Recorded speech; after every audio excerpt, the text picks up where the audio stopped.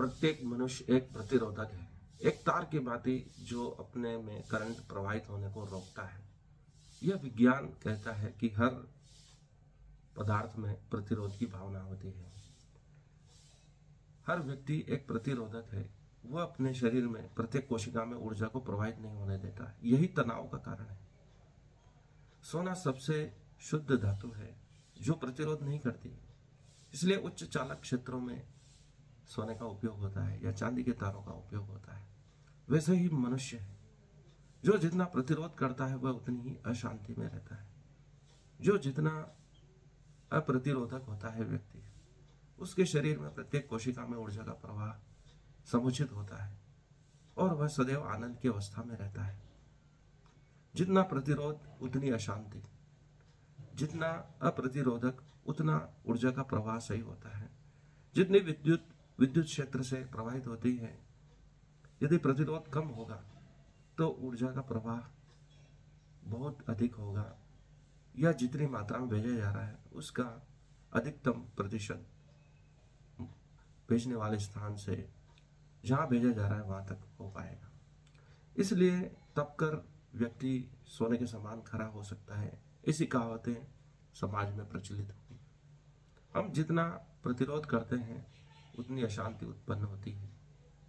यही हमारे तनाव का कारण है। हम जितना प्रतिरोध करते हैं हमारी अशांति बढ़ती जाती है और हम उद्विग्न रहते हैं। और कृष्ण यही कहते हैं कि जो समय की धारा में नहीं बहता है, समय उसे नष्ट कर देता है। अर्थात अनुकूलन का सिद्धांत भी यही कहता है कि जो जीव अनुकूलित हो गए वह बचे रहे और जो प्रतिरोध करते रहे वह नष्ट हो गए। हमारी अशांति का कारण हमारी उद्विग्नता है, जिसके कारण हम बोलते हैं और सभी कामों को नष्ट कर देते हैं और उसके परिणामों को नष्ट कर देते हैं। मौन रहना एक अभ्यास से आने वाली शक्ति है। यह सब अभ्यास से ही होगा।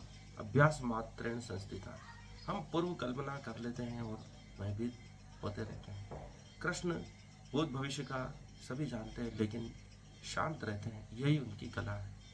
यही वह अर्जुन को बताना चाहते हैं कि ये जो हो चुका है पहले ही हो चुका है, यह घटनाएं पहले ही हो चुकी है। तुम्हें सिर्फ अभिनय की भूमिका निभानी है शांति से, क्योंकि जो योग्य होता है वही जीवित रहता है। योग्यतम की उत्तर जीविता का सिद्धांत जो समाजशास्त्र कहता है, फिटेस्ट सर्वाइवल जो थ्योरी है, जो योग्य है, जो समय के साथ प्रवाहित नहीं होता है, समय के अनुकूल कार्य नहीं करता है, वह नष्ट हो जाता है।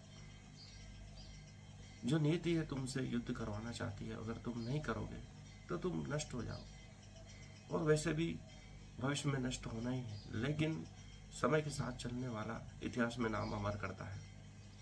और तुम अपने धर्म के अनुकूल कार्य करते हुए यदि शहीद भी हो जाते हो तो वीर गति को प्राप्त होगे। अगर जीवित रहोगे तो इस राज का भोग करोगे। इसी कारण कृष्ण कहते हैं कि तुम्हें सिर्फ अभिनय करना है। ये सब घटनाएं पहले ही हो चुकी है और तुम्हें अपना रोल अच्छी तरह निभाना है। जब तक तुम जीवित हो, जो तुम्हारे लिए एक नियत कर्म है उसको सर्वश्रेष्ठ तरीके से करना है। इसी कारण तुम्हें यह गीता का ज्ञान दिया जा रहा है, क्योंकि जो भी होना है वह पहले से ही निश्चित है और तुम इसमें कुछ नया जोड़कर इस खेल को बिगाड़ दोगे। इस महाभारत का युद्ध जो होने वाला है उसको तुम रोक नहीं सकते हो। ये सभी नष्ट होने ही वाला है, क्योंकि ऐसा भविष्य में लिखा जा चुका है। तुम्हें सिर्फ अपनी भूमिका अदा करनी है और अच्छी तरह अदा करनी है। इसके लिए तुम्हें यही जो ज्ञान दिया जा रहा है उसका सही उपयोग करना है। इसके लिए तुम्हें स्थित प्रज्ञ होने की आवश्यकता है, दृष्टा होने की आवश्यकता है। कर्ता से दृष्टा बनने की कला है भगवत गीता। जो भी कार्य हो रहा है यदि तुम उसका प्रतिरोध करते हो तो नष्ट हो जाओ, क्योंकि यह नीति का नियम है। जो प्रकृति के साथ नहीं चलता है वह नष्ट हो ही जाते हैं और बहुत जल्दी नष्ट हो जाते हैं। प्रतिरोध करने से ही विनाश होता है। जो प्रकृति के साथ बहता है, जो नीति में लिखा है उसके साथ बहता है, वह सफलता को प्राप्त करता है। कृष्ण यही बात बार बार अर्जुन को समझा रहे हैं कि अपनी नीति को पहचानो।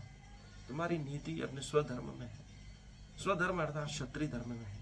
यदि तुम उसका पालन करते हो तो तुम एक श्रेष्ठ योद्धा कहलाओगे, और उसके लिए तुम्हें शांति की आवश्यकता है, और शांति का मार्ग है भगवत गीता। दृष्टा होना ही शांति का मार्ग है। यदि तुम ऐसा करते हो तो एक उच्चतम योगी की अवस्था को प्राप्त करोगे। यही तुम्हारे मोक्ष का मार्ग है। अर्थात भगवत गीता मोक्ष की भी बात करती है, स्वधर्म की भी बात करती है, दृष्टा होने की बात करती है। और चूंकि पहले से ही सब कार्य नियत है, परमात्मा को सौंप कर कार्य करने से हमें कोई अशांति भी नहीं होती। धन्यवाद।